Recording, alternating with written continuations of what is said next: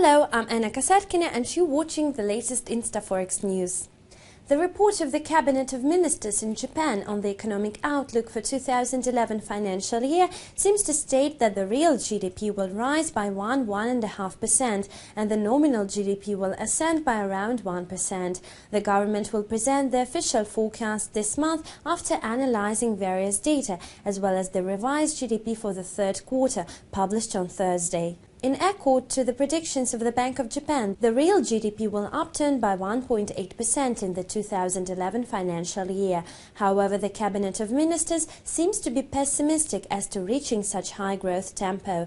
Thus, it considers that the GDP will escalate by 1.5%, which goes in line with the mad forecast of the private sector economists. A significant GDP climb in the current financial year was supported by stimulating measures, such as allocating subsidies for purchasing automobiles with a low level of emission. The Cabinet of Ministers expects that the effect of such temporary actions will fade in 2011 financial year and is foreseeing the deceleration of export advance caused by the world economic cool down. Another factor that may weaken the GDP uprise in the following financial year is that the growth of the real GDP, as it is expected, will slow down by the end of the current financial year, as the government considers. This will decline the GDP in January-March, the last quarter of the financial year, below the annual average value. If this happens, the GDP will be softer than it objectively is if compared to the MAD value in 2010 financial year.